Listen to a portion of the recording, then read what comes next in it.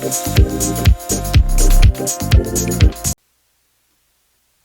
welcome to the Solidify lecture of week H. Today we will talk about shortcuts to differentiation, and we will start talking about trigonometric functions. In today's lecture we will begin with reviewing the chain rule, then we will talk briefly about relative rates of change, and finally we will introduce the trigonometric functions sine and cosine. We also let C of A denote the number of sips taken after marking A assignments.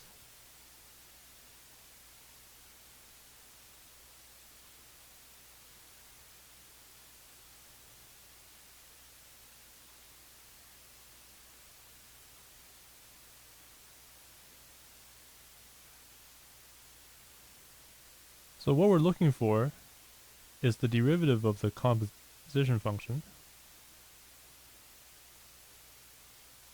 given by C of A of t with respect to t. Okay, now we can use the chain rule.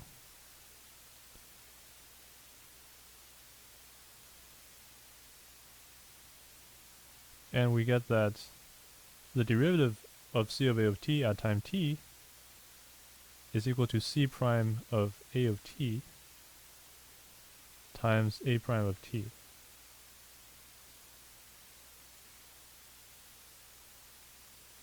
Now we know that the question tells us the TA is able to mark 10 assignments per hour.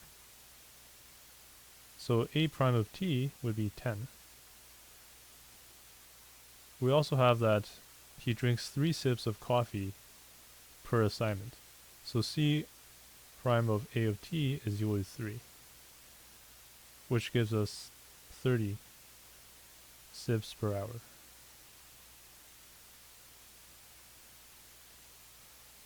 So just to check the units, here the 10 is assignments per hour. And the 3 would be 3 sips per assignment.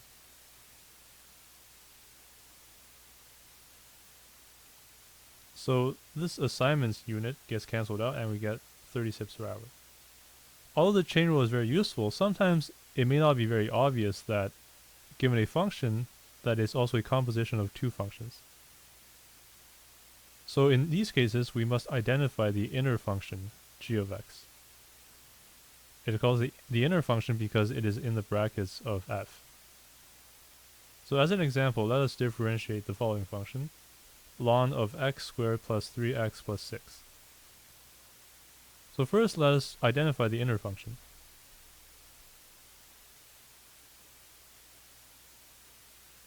In this case, this is quite obvious that the inner function must be whatever is inside the ln. So here g of x would just be x squared plus 3x plus 6.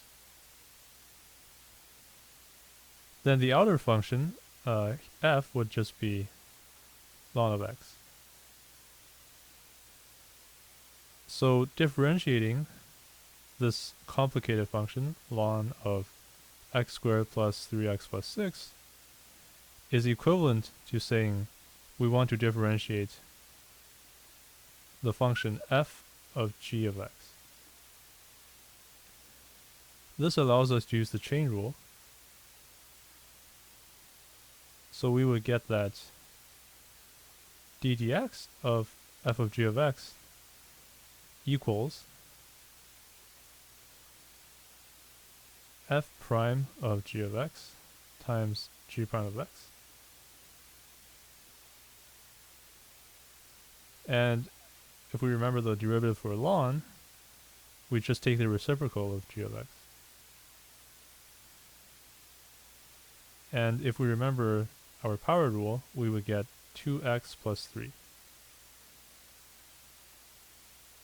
And of course, our g of x was the quadratic x squared plus 3x plus 6.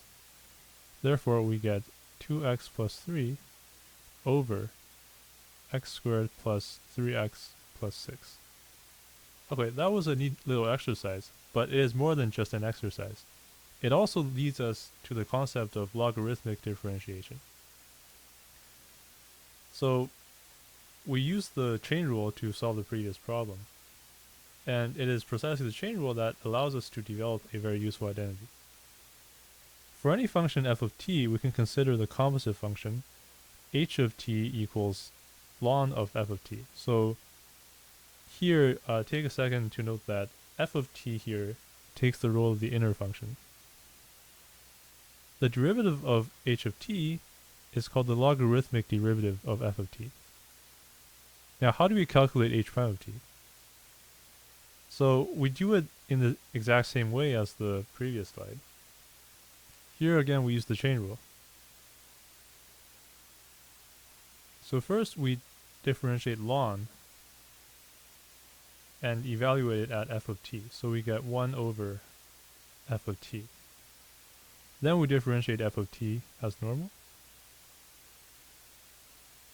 And in the end we get f prime of t over f of t.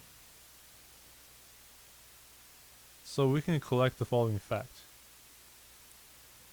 For any function f of t, we have that if we take the ln of f of t and then take its derivative with respect to t, we will get exactly the derivative of f divided by the original function f. Now this may look familiar to you. In fact, we have covered this in previous lectures. So we can also think of this quantity on the right hand side as the relative rate of change.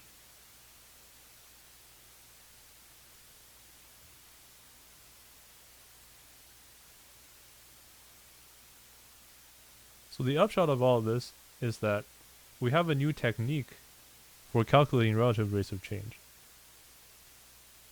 Let's see how this works in practice. So consider the following situation. The population of bacteria on a petri dish is modeled by the function g of t equals 500 times e to the 0.22t. What is the relative rate of change of the population at time t? So as you may already know, whenever we model population, it is usually modeled by exponential growth or decay. Therefore, it should be no surprise that this function is an exponential. So how do we calculate the relative change? So if we remember the previous slide, we said that the relative rate of change was equal to the logarithmic derivative.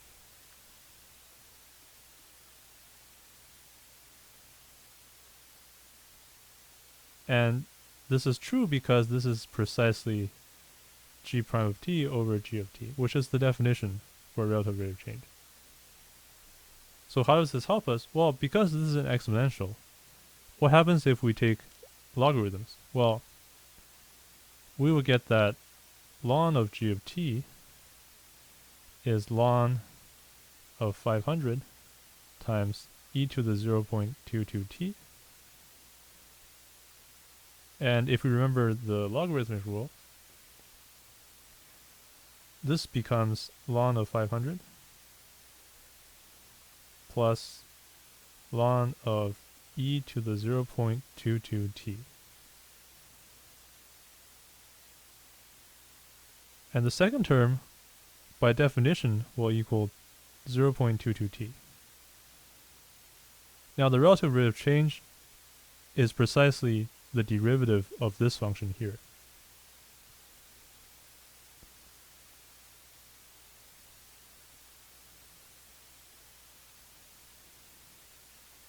So we take the derivative of ln of 500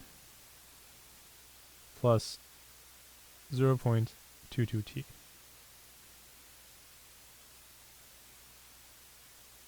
And this could not be simpler.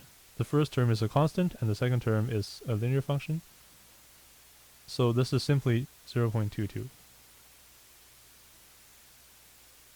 So here you see the benefit of using the chain rule and logarithmic differentiation.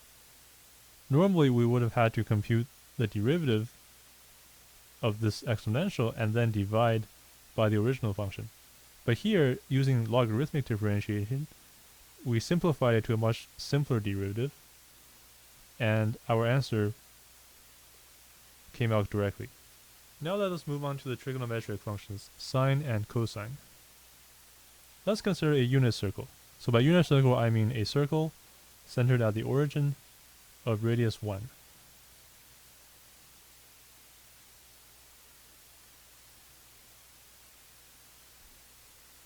So we're going to draw a line from the origin to the boundary of the circle.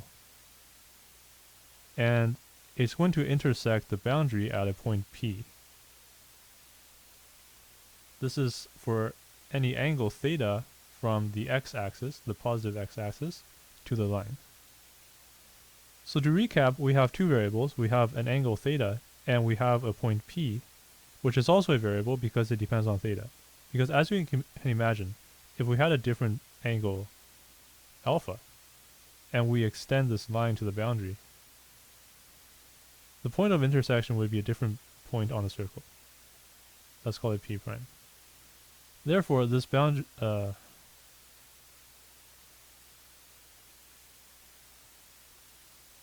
therefore, the point on the boundary depends on theta.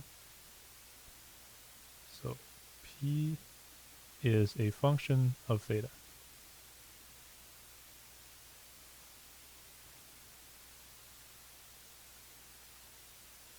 Now since P is in the xy plane, P is given by two coordinates, x and y. And now we come to the definition of sine and cosine. For any angle theta from the positive x-axis to the line, we define sine of theta to be the y-coordinate of the point P at the intersection, and we define cosine theta to be the x-coordinate of the point P. Now let's think about what this function might look like. So what is sine of 0? Well, at 0 angle, the line going from the origin to the boundary would be lying horizontally, and the point of intersection would be the point of intersection of the circle with the x-axis. And since the circle has radius 1, here the point of intersection P would have x-coordinate 1 and y-coordinate 0. So sine of 0 is 0, and we also get that cosine of 0 is 1. So I would encourage you to try some other values for yourself. Okay, now let's try to graph sine and cosine. So the way we do this is we're going to trace the point P around the circle and look at its x-y coordinates. So let's first write down a few points of data. The points we're looking for are pi over 2, pi, 3 pi over 2, and 2 pi. So a quick reminder, this variable will be in radians instead of degrees.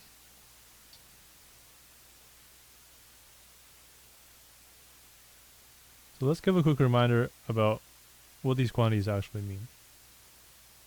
So the way to convert to degrees is the following. Pi radians will be 180 degrees. Therefore, pi over 2 will be 90 degrees, 3 pi over 2 will be 270 degrees, and 2 pi will be 360 degrees, which is one full revolution. Okay, so let's look at what happens at pi over 2 or 90 degrees. At pi over 2, we're looking at this point here. And here the x-coordinate is 0. So we will have cosine of pi over 2 equals 0. Let's look at pi. At angle pi, we're halfway around the circle, so the point P would be here. Here the y-coordinate is 0 and the x-coordinate is -1 because the circle has radius 1.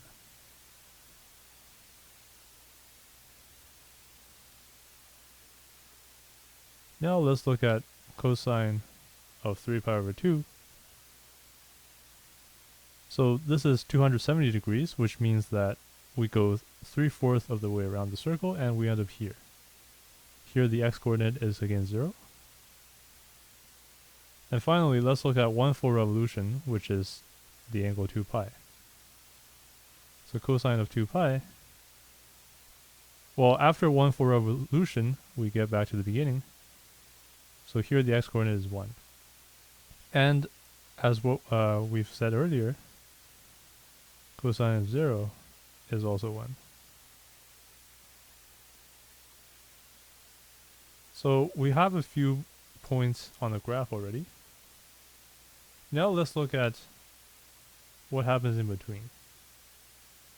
So if our angle is very small, by small we mean just a little bit bigger than 0, then we're on this part of the circle, and as you can see, the x-coordinate will change very slowly.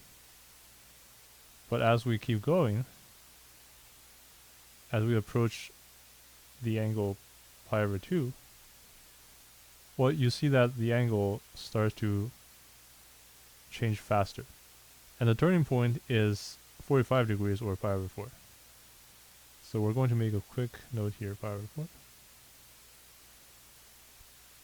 So for cosine, we see that the maximum x-coordinate is 1, and the minimum x-coordinate is -1. So this means that the graph has to be between 1 and -1. The same would be true for sine, because the y-coordinate also has to be between -1 and 1. But for now, let's graph cosine first. So let's join these points. So we begin at cosine 0 equals 1, so we start here.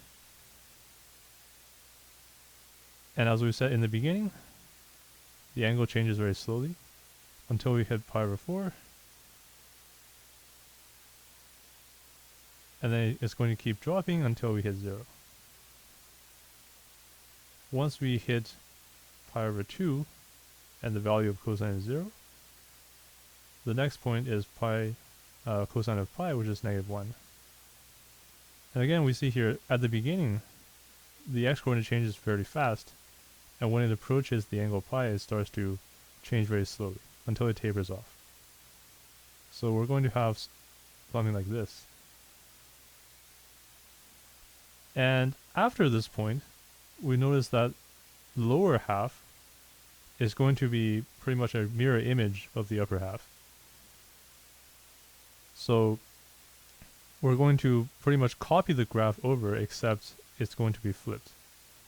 Right? We're going to start from here at -1, and then we'll go back to 1. But the shape of the graph will be the same. We're just going back to our starting point. So we just copy the shape. And voila, there's our graph for cosine of theta.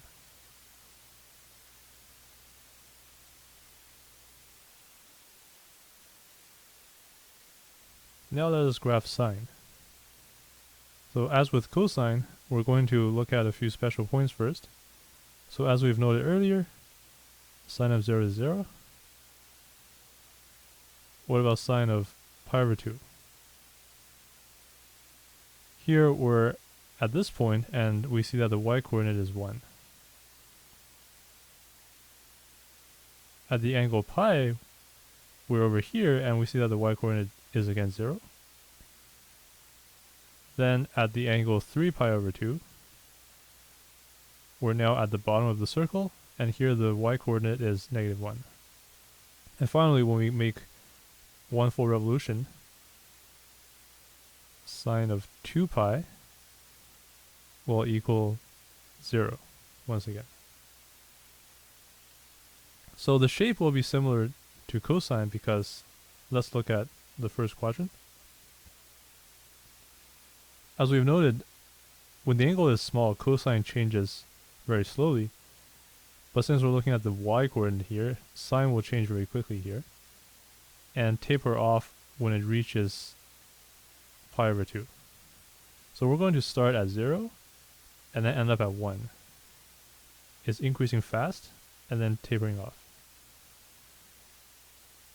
Now from the angle pi over 2 to pi, so again, looking at the y-coordinate, it's going to change very slowly at first and then accelerate.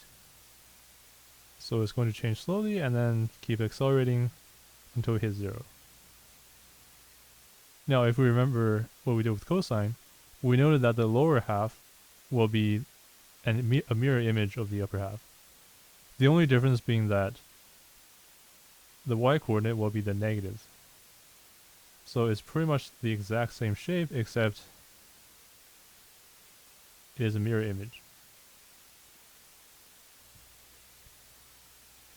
So that is how we graph the functions sine and cosine. Now that we have graphed sine and cosine, how might we use this information to graph their derivatives? Okay, let's start with cosine again. So you should know that whenever you see a function with a peak or a valley, that means the derivative is 0. So we already know that the derivative of cosine is 0 at the points pi and 2 pi. And since making one full way around is the same as the angle 0, it also has a derivative of 0 at 0. Okay, so with this information, let's try to connect these dots. Now we've noted before that cosine of theta changes very slowly when the angle is very small. It picks up speed at the angle pi over 2, and it again tapers off around angle pi. So from this we can conclude that the rate of change is the fastest at the angle pi over 2. And since this graph is decreasing, it means that the derivative hits a valley here. Now we can connect the dots.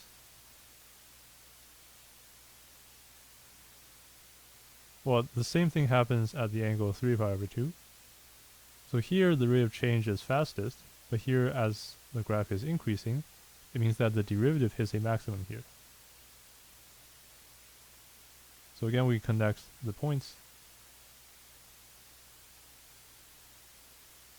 So this is the derivative of cosine. Now let's do a similar graph for sine.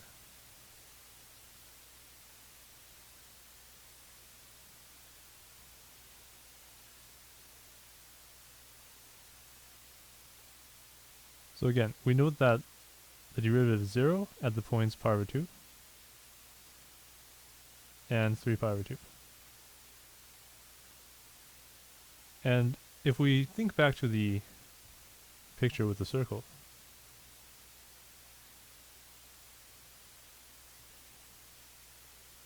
and we look at what happens around angle 0, well, here is where the y-coordinate is changing the fastest. And the same thing happens at the angle pi. So now, looking at the graph, we see that, okay, at angle 0, the graph is increasing. So the derivative hits a maximum here. And at angle pi, the graph is decreasing, so the derivative hits a minimum. And again, at 2 pi, this is the same as 0. So the derivative again hits a maximum. So now we connect the dots.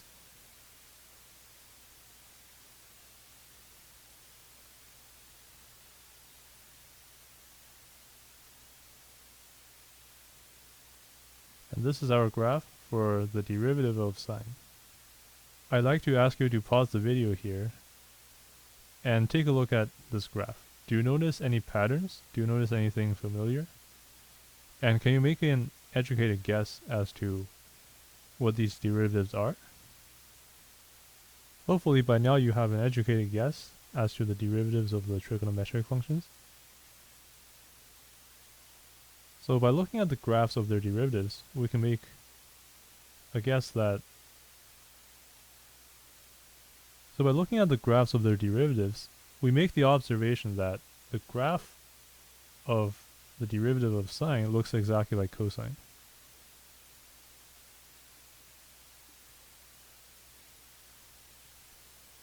And the graph for the derivative of cosine looks almost like sine, except it's flipped around the theta axis. Therefore, the derivative of cosine looks exactly like negative sine. So now that we have arrived at an educated guess, let's test our hypothesis. So how do we know that we've arrived at the right answer? We can test a few values. So let's do the easy ones first. We see that on the derivative graph of cosine,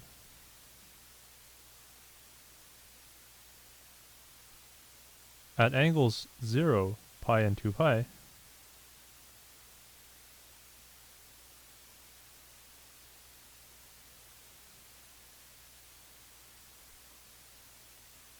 we would get 0. And if we remember back to sine, these are the exact values of sine and negative sine because it's 0.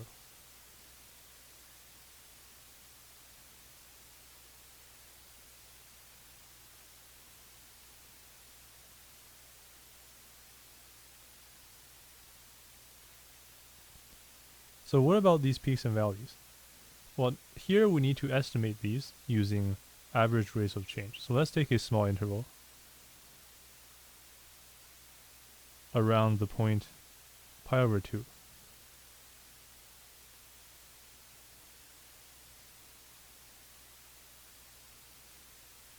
So let's call this interval delta theta. We're going to make it 0.01.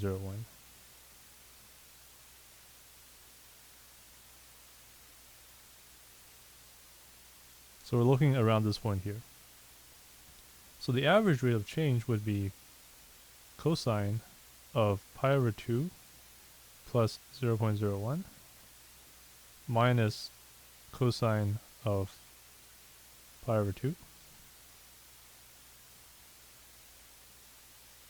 over 0.01.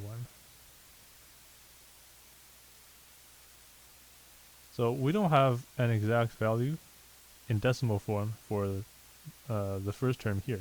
But if we use a calculator, such as Wolfram Alpha, we get that this is approximately equal to negative 0.99, which is approximately negative 1. So this is approximately the value of sine times negative 1. So negative sine of pi over 2. And of course, as you take smaller and smaller intervals, it will get closer and closer to negative 1. Therefore, the derivative of cosine at theta equals pi over 2 is going to be negative 1, which is negative 1 times sine of pi over 2. So by testing these values, we're pretty convinced that the derivative of cosine is negative sine. So I would encourage you to do a similar test for the derivative of sine. So plug in some values and do an estimate like this, and see that the derivative of sine is exactly cosine. Okay, so let's do some examples with our newfound knowledge.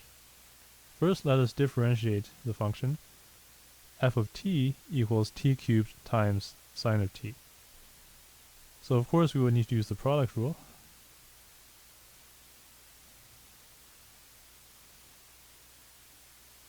The derivative of f is going to be, well, it doesn't matter which order you do it. So I'm going to say this is t cubed times the derivative of sine plus the derivative of t cubed times sine.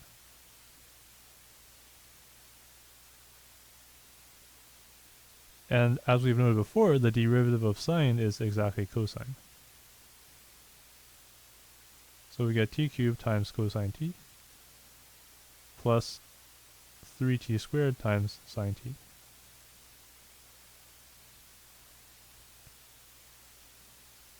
Now let's move on to the second example.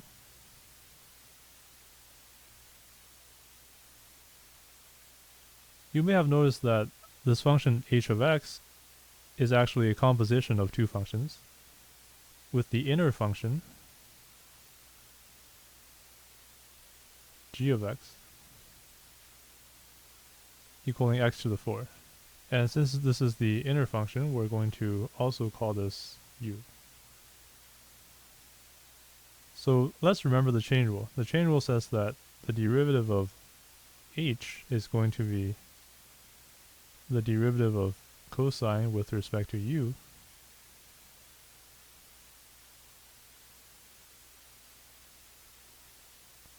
and here u is given by x to the 4 times the derivative of g of x. So we have noted before that the derivative of cosine is negative sine. So this is negative sine of x to the 4 times the derivative of x to the 4, which is 4x cubed. You can also write this as negative 4x cubed times sine of x to the 4. Now let's look at a different example. Imagine you're riding a Ferris wheel. A Ferris wheel is a good model for studying sine and cosine because it is, by all intents and purposes, a perfect circle, and no matter which radius it has, we can always normalize the units so we can treat it as a unit circle with radius 1 unit. Now the questions you can ask yourself are, at which points would you feel the biggest lifts or drops? And at which points would you feel the most stable? At which points would you feel like you're going forward or backwards the fastest?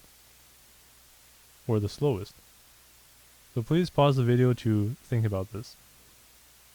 So if you recall your experiences riding the Ferris wheel and our previous discussion about sine and cosine, you would be able to conclude that you would experience the biggest drops or lifts when you're at these horizontal points, and you would experience the greatest speed going forward or backward when you're at the bottom or the top, depending on which way the Ferris wheel turns.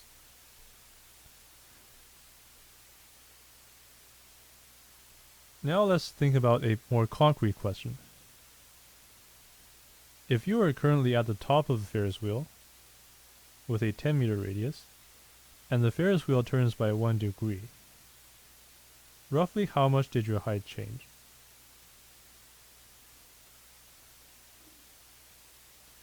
So one word of caution here.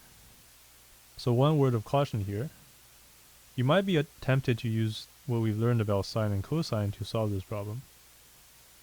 However, when we defined the functions sine and cosine, the theta variable we used was in radians, which is technically unitless. But for this question, we specified that the Ferris wheel turned by 1 degree, which is a unit. So in order to solve this problem, we will need to be able to convert back and forth between radians and degrees. So here is another reminder of how to convert. 180 degrees will equal pi in radians. We also have the issue of the Ferris wheel being 10 meters instead of 1 meter. But as we've said before, we can renormalize this unit and think about it having radius 1. So what did I mean by normalizing units? Well, we have a Ferris wheel with a 10-meter radius,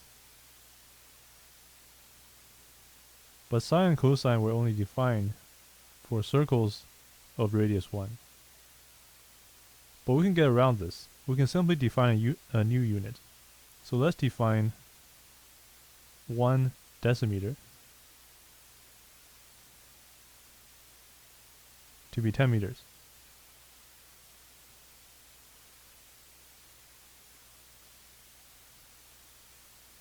By the way, we will call this unit dm for short. So now we have a circle with 1 decimeter radius. Therefore, we can carry out all our calculations of sine and cosine. We would just have to remember that these values of sine and cosine are going to be in decimeters instead of meters. Sine and cosine will be in decimeters.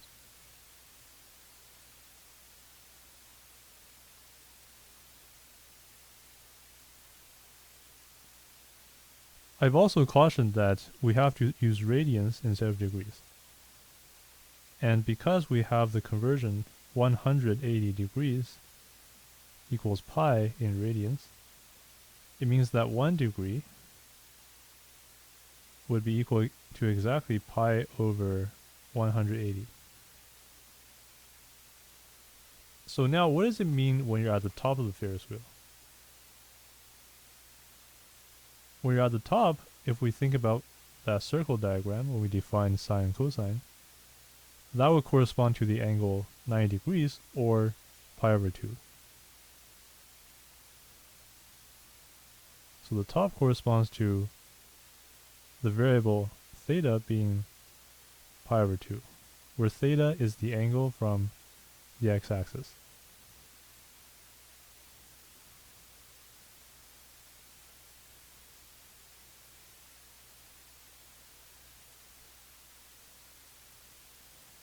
So what does it mean when the Ferris wheel turns by 1 degree? So of course you might ask, doesn't this depend on which way it turns? Yes, it does.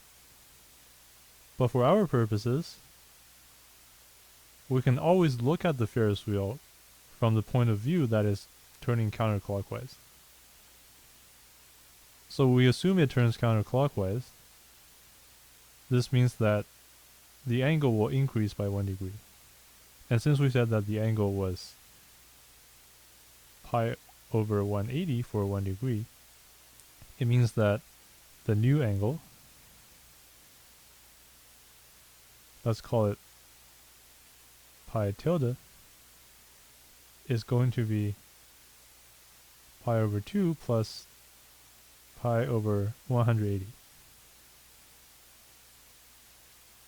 Now, since this question is asking about height,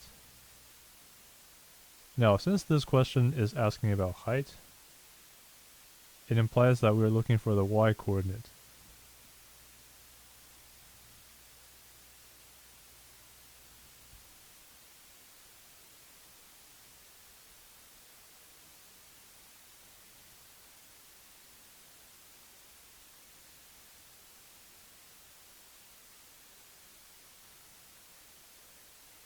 This implies that we're looking for sine,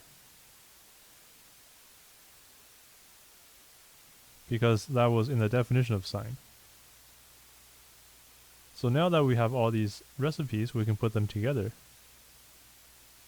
The height change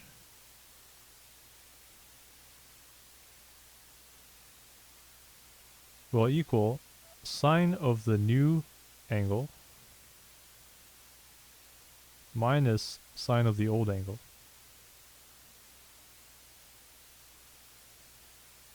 And since we said that the new angle was precisely pi over 2 plus pi over 180, and that the old angle was exactly pi over 2, we arrive at the following formula. We can also simplify this further, because we know that the value of sine at pi over 2 is exactly 1. So remember, these are all in decimeters. So this value is very hard to calculate, so I've used a calculator, and the calculator tells me that sine of this angle minus 1 is approximately negative 0.00015. Of course, this is in decimeters. And this is what you should expect, because when you're at the top and the Ferris wheel turns in either direction by 1 degree, you have nowhere to go but down. So you should expect that your height will go down. And you should also expect that your height will only drop by a little, because when we were graphing sine, we noted that it is around this area where the y-coordinate is very slow to change. Now let us remember that 1 decimeter was equal to 10 meters. So to convert this into our familiar units, this would be negative 0.0015 meters, which happens to be negative 0.15 centimeters.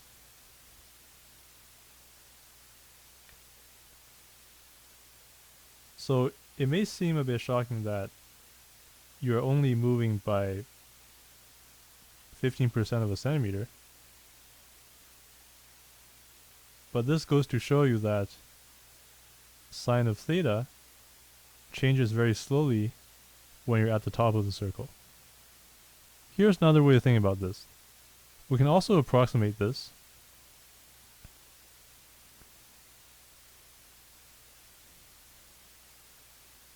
by derivatives.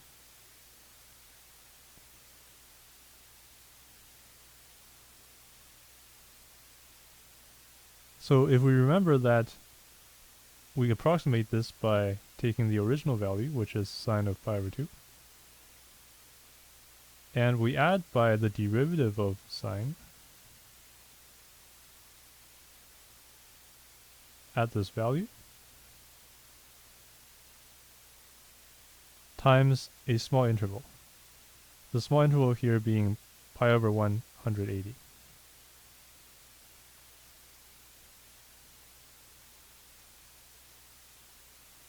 You can also come up with a value for this.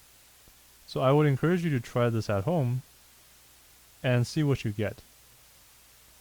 When you get an answer, think about whether this answer makes for a good approximation or not.